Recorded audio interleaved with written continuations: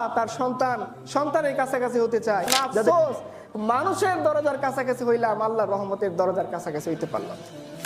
বান্দা, কে অসুস্থ আছো আমার কাছে বলো, আমি তোমাকে সুস্থ করে দিব। কে অভাবগ্রস্ত আছো আমার কাছে চাও, তোমার অভাব মিটাই দিব। কার কি প্রয়োজন আমার কাছে বলো, তোমার সমস্ত প্রয়োজন আমি পূর্ণ করে দিব।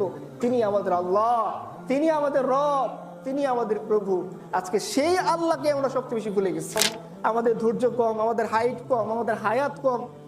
এরপরেও এই উম্মত জান্নাতে যাবে সবার আগে। বিধান বর্ণনা করছেন কি? কুল, তুমি বলে দাও।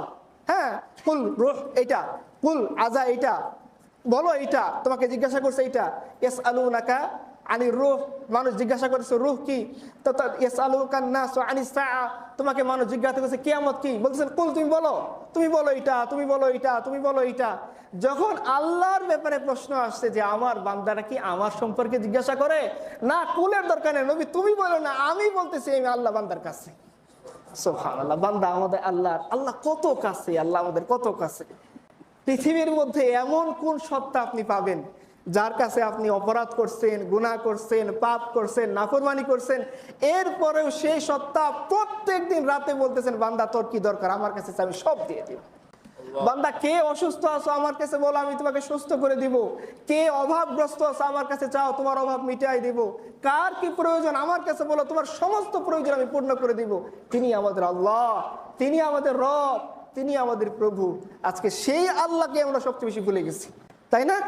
সবার কাছাকাছি হতে চাই, প্রেমিকা প্রেমিকের কাছাকাছি হতে চায়, পিতা তার সন্তান সন্তানের কাছাকাছি হতে চায়, যাদের পিচ্ছি বাচ্চা আছে না মনটা একবারে দুমড়ে মুচড়ে যায়।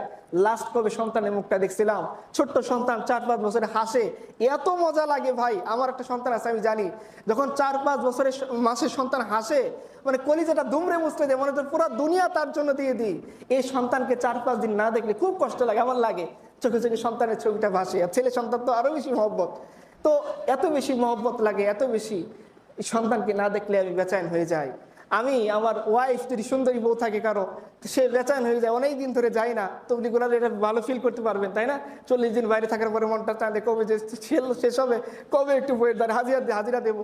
তো যদি আমাদের রূপবতী, গুণবতী, দিনদার বউ হয়, মন টানে, এগুলো দোষের কিছু না, আল্লাহ এটা দিচ্ছেন, এটা বৈধ ভালোবাসা। সন্তানের প্রতি আপনি ভালোবাসবেন, মাকে আপনি ভালোবাসবেন, আপনি আপনার ওয়াইফকে ভালোবাসবেন, এগুলো বিনিময়ে আপনি নেকি পাবেন, কোনো সমস্যা নেই। কিন্তু সেই আল্লাহকে ভালোবাসবেন না, যে আল্লাহ ভালোবাসা দেওয়ার কারণে আপনার ওয়াইফকে আপনি ভালোবাসেন, যে আল্লাহ তার ভালোবাসা থেকে ভালোবাসা দান করার কারণে আপনি আপনার সন্তানকে ভালোবাসেন, যে আল্লাহ তার ভালো